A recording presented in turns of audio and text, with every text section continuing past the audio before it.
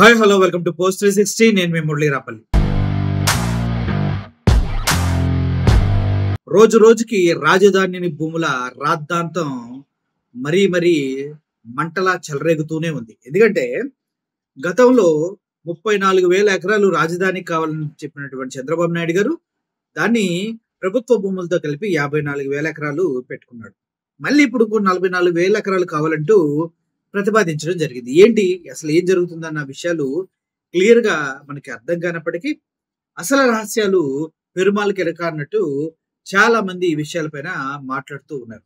అయితే అమరావతి భూముల పైన జరుగుతున్నటువంటి వివాదాలు, కుంభకోణాలు అయితే ఏంటి, మోసాలు అయితే ఏంటి, దారుణాలు అయితే ఏంటి, రైతుల దగ్గర నుంచి దారుణంగా మోసం చేసుకున్నారు అంటూ ఒక కమిటీ సిబిఐకి ఒక నివేదిక రాసి పంపిస్తూ ఉన్నారనేసి వార్తలు వస్తున్నాయి. దీన్ని చాలా తీవ్రంగా పరిగణించాల్సిన అవసరం ఎంతైనా ఉంది. ఎందుకంటే అమరావతి అవినీతిపై సిబిఐ విచారణకు సిబిఐని ఆదేశించాలంటూ గౌరవ సుప్రీం ప్రధాన న్యాయమూర్తి గారికి వినతి పత్రం ఇస్తున్నారంట. సుప్రీంకోర్టు ప్రధాన న్యాయమూర్తి గారికి సిబిఐ ద్వారా ఇన్వెస్టిగేషన్ చేయించాలి, ఇక్కడ చాలా దారుణాలు జరుగుతున్నాయి అంటూ వినతి పత్రం ఇవ్వబోతున్నారు. దీనికి చాలా మంది కలిసి వినతి పత్రాన్ని ఇవ్వబోతున్నారు.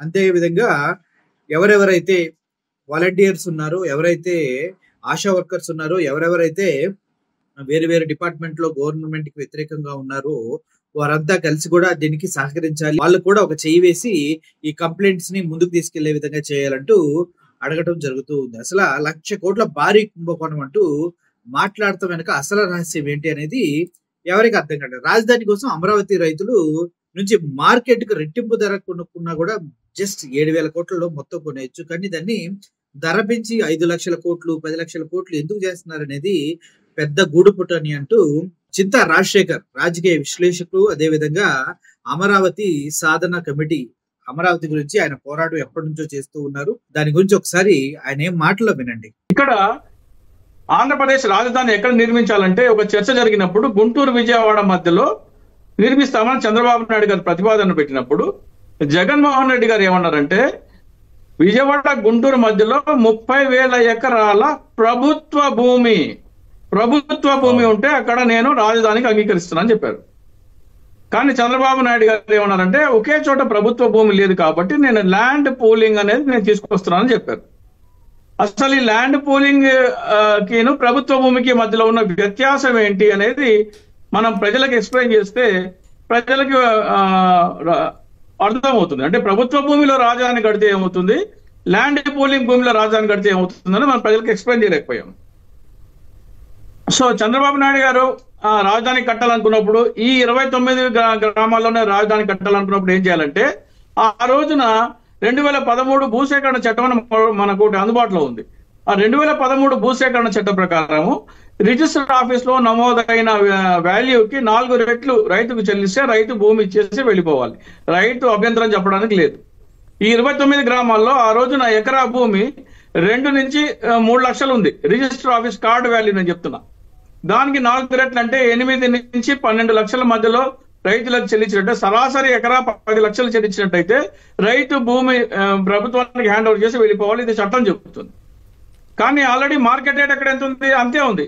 మార్కెట్ రేట్ కూడా 8, 10, 12 లక్షలే ఉంది. సో మార్కెట్ రేట్ కి ప్రభుత్వం ఇచ్చే దానికి సేమ్ అయినప్పుడు రైతులు సుముఖంగా ముందుకు రారు. అప్పుడు చంద్రబాబు నాయుడు గారు ఏం చేయాల్సింది, మార్కెట్ రేట్ కి కొత్త డబుల్ ఇస్తానని, ఇప్పుడు ఎలాగైతే ల్యాండ్ పూలింగ్ చట్టం తీసుకొచ్చారో ఆ ల్యాండ్ పూలింగ్ చట్టాన్ని తీసుకురాకుండా మార్కెట్ రేట్ కి నేను రెట్టింపు ఇస్తానంటే ఆ రోజున ఆయన 34,323 ఎకరాలు కొన్నారు. దాన్ని మనం 35,000 ఎకరాలుగా చేసుకుందాం, లెక్క పెట్టుకోవడానికి ఈజీగా ఉంటుందని. సో 35,000 ఎకరాలు కొనడానికి ఎకరా 20 లక్షల చొప్పున ప్రభుత్వానికి ఖర్చు అయ్యేది 7,000 కోట్ల రూపాయలు. ఆ 7,000 కోట్ల రూపాయలు వెచ్చించినట్టయితే రైతులకి మార్కెట్ రేట్ కి డబల్, కార్డు వాల్యూ డబల్ కాదు, మార్కెట్ రేట్ కి డబల్ ఇచ్చినా కానీ ఆ రోజున 35,000 ఎకరాలు ప్రభుత్వ భూమి అయిపోయేది. అంటే జగన్మోహన్ రెడ్డి గారు ఏం సజెస్ట్ చేశారో అది అయిపోయేది. అది చేయకుండా చంద్రబాబు నాయుడు గారు ఏం చేశారు, ల్యాండ్ పూలింగ్ చట్టం తీసుకొచ్చారు. ఆ ల్యాండ్ పూలింగ్ చట్టం ఏదో ఈజీగా ఎక్స్ప్లెయిన్ చేయడానికి నేను చెప్తున్నాను. ఓకే, తీసుకొచ్చాను నేను. Very nice.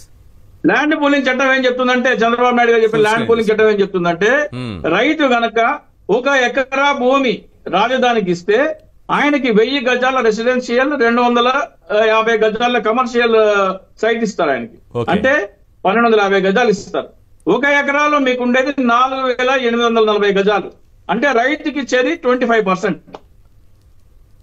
రైతుకి ఇచ్చేది 25%. అవును. 50% లో రోడ్లు, భవనాలు, పార్కులు, అమ్యూనిటీస్ ఇవన్నీ పోతున్నాయి. అది పోగా ప్రభుత్వం దగ్గర మిగిలేది 25%. సో ఇందాక మీకు వీడియో ప్లే చేసి చూపించాను. చంద్రబాబు నాయుడు గారు ఏమన్నారంటే ఈ 25% విలువ 5 లక్షల కోట్లు అయ్యి ఉండేది అంటున్నారు ఆయన. చంద్రబాబు నాయుడు గారు తీసుకొచ్చిన చట్టం ప్రకారం. ఇది ఎలా స్కామ్ జనాలకి మనం ఎక్స్ప్లెయిన్ చేయాలంటే ఇక్కడ చాలా అవసరం. సో ఇది 25% భూమి విలువ ప్రభుత్వాన్ని, ఇది 5 లక్షల కోట్లు అయినప్పుడు రైతులది కూడా 25%. దీని విలువ ఎంత అవుతుంది? 5 లక్షల కోట్లు అవుతుంది. అవును. మార్కెట్ రేట్ కి రెట్టింపిస్తే మనం ఎంతలో కొనేవాళ్ళం? భూమి 7,000 కోట్లలో కొనేవాళ్ళం. ఇందాక మనం లెక్కేసాం. ఎకరా 20 లక్షల చొప్పున మార్కెట్ రేట్ కి డబుల్ ఇచ్చినా గానీ ఎకరా 20 లక్షల చొప్పున 35,000 ఎకరాలు కొనడానికి 7,000 కోట్ల రూపాయలతో మనం భూమి కొనేసేవాళ్ళం. అంటే మీరు 7,000 కోట్లతో భూమి కొంటే రైతుకి అంగుళం భూమి కూడా ఇవ్వాల్సిన అవసరం లేదు. సో రైతుకి వెళ్లే 5 లక్షల కోట్ల రూపాయ భూమి కూడా ప్రభుత్వ భూమి అయిపోయేది. అవును. సో 7,000 కోట్లతో మీరు భూమి కొని దాన్ని ప్రభుత్వ భూమి చేసి, అంటే జగన్మోహన్ రెడ్డి గారు ప్రభుత్వ భూమిలో రాజధాని కడితే ప్రభుత్వ ఖజానా లాభపడుతుందని ఆ మాట చెప్పారు. కరెక్ట్. ఆ ప్రభుత్వ ఖజానాకి లాభం చేయకుండా మీరేం చేస్తున్నారు? భూమి ఇచ్చిన రైతులకు లాభం చేకూరుస్తున్నారు. సో విన్నారు కదా, దీని గురించే వీళ్ళంతా కలిసి సిబిఐ ఇన్వెస్టిగేషన్ జరగాలంటూ సుప్రీంకోర్టు ప్రధాన న్యాయమూర్తి గారికి లెటర్స్ రాయబోతున్నారు. అవి కూడా లక్షల సంఖ్యలో లెటర్స్ రాయబోతున్నారు అన్నది తెలుస్తుంది. ఎందుకంటే శ్రీకృష్ణ కమిటీ ఇచ్చిన నివేదికను పక్కన పెట్టేసి సొంత ప్రయోజనాల కోసమే ఈ ప్రయత్నాలన్నీ చేస్తున్నారు.